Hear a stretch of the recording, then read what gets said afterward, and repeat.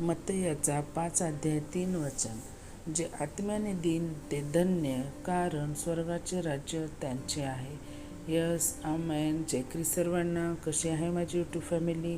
मी आशा करते तुम्ही सर्वजण सुरक्षित आणि आशीर्वादित असाल येशू मसीहाच्या सामर्थ्य नावामध्ये.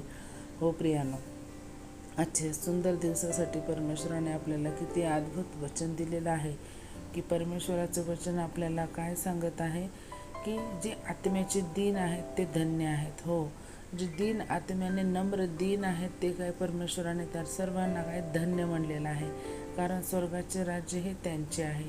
जे आत्म्याचे दीन आहेत यांना स्वर्गाचं राज्य हे प्राप्त होणार आहे, परमेश्वर देणार आहे. तर त्यामुळे परमेश्वराला दीन नम्र लीन लोकांचा काय आहे, प्रेम करतो तो आपल्यावरती, आणि परमेश्वराला ते प्रिय आहेत.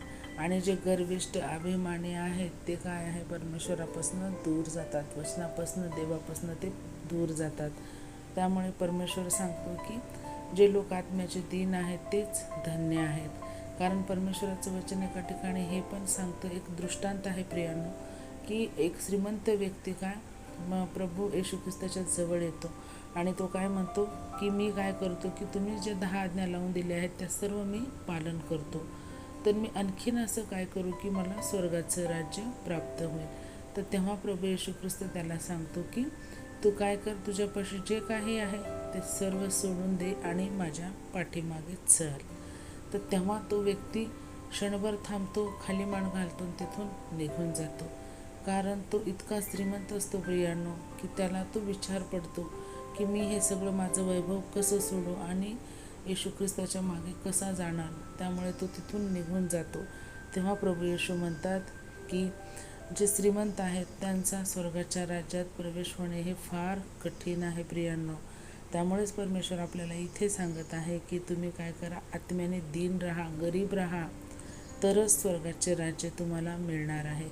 कारण परमेश्वराला दीन लोक हे आवडतात प्रियांनो, कारण ते काय असतात, परमेश्वराला धरून असतात, परमेश्वराच्या अधिक जवळ असतात.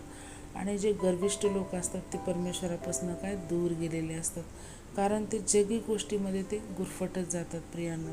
जसं आणखीन एका ठिकाणी सुद्धा परमेश्वराचं वचन हे सांगतं की तुमचं धन जिथं आहे तिथंच तुमचं काय मन लागणार आहे.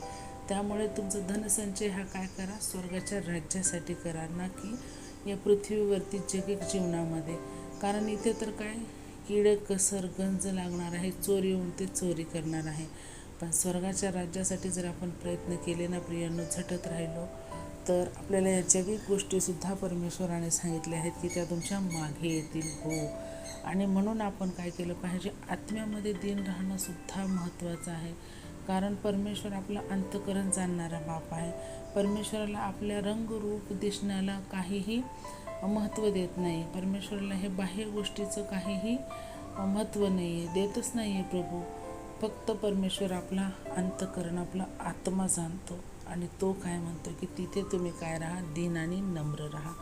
तर ह्या अद्भुत वचनासाठी आपण परमेश्वराला धन्यवाद देऊया, आणि आपण आपल्या ह्या जगिक जीवनामध्ये सुद्धा दीन बनून राहण्याचा प्रयत्न करूया प्रियांनो. तर मी छोटीशी प्रार्थना करते. Hallelujah, hallelujah. धन्यवाद, धन्यवाद, धन्यवाद. आकाश पृथ्वीच्या निर्माण करते बाप्पा येशू मसीहाच्या सामर्थ्य नावाने आम्ही तुमच्या चरणी येतो माझ्या राज्या.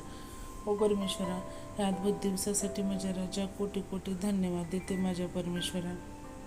किती अद्भुत वचन दिलं आहे माझ्या राजा तुम्ही, की जे आत्म्याचे दीन आहेत ते काय धन्य आहेत म्हणलेलं, आणि स्वर्गाचं राज्य हे त्यांचंच आहे असं तुम्ही सांगितलेलं आहे माझ्या राजा. हो परमेश्वरा, आम्ही हे जगिक जीवन जगत असताना बाप्पा आम्हाला सहायता आणि मदत करा. आम्हाला तुमच्या राज्याची खोज करण्यासाठी आम्हाला तुम्ही मार्गदर्शन करा माझ्या राजा. आम्ही या जगिक जीवनामध्ये गुरफटून न राहता, या व्यापात न अडकून राहता माझ्या, तर त्यामुळे तुम्ही आम्हाला सहायता आणि मदत करा माझ्या राजा.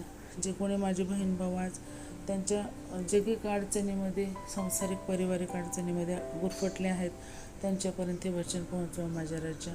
माझा विश्वास आहे ते सुद्धा या वचनाद्वारे आशीर्वादित होतील आणि त्यांच्याही जीवनामध्ये हे वचन कार्य करेल. माझा हा मोठा विश्वास आहे माझ्या राजा. त्यामुळे तुम्ही सहायता आणि मदत करा माझ्या बाप्पा. ह्या जीवनासाठी, या दिवसासाठी परत एक वार कोटी कोटी धन्यवाद देते आणि इथून पुढील वेळ काळ आम्हा सर्वांचं जीवन तुमच्या हाती सोपवते. माझ्या राज्या ही छोटीशी प्रार्थना धन्यता आणणारे प्रभू येशू ख्रिस्ताच्या प्रिय आणि गोड नावात केली म्हणाय का पित्या. Amen. Praise the Lord. Shalom. प्रभू येशू ख्रिस्ताची शांती तुम्हा आम्हा सर्वांसोबत युगानुयुग राहो. प्रभू येशूच्या दुसऱ्या आगमनापर्यंत परत भेटूया अशाच एका अद्भुत वचनासोबत. तोपर्यंत सर्वांना जय ख्रिस्त अँड थँक्यू सो मच.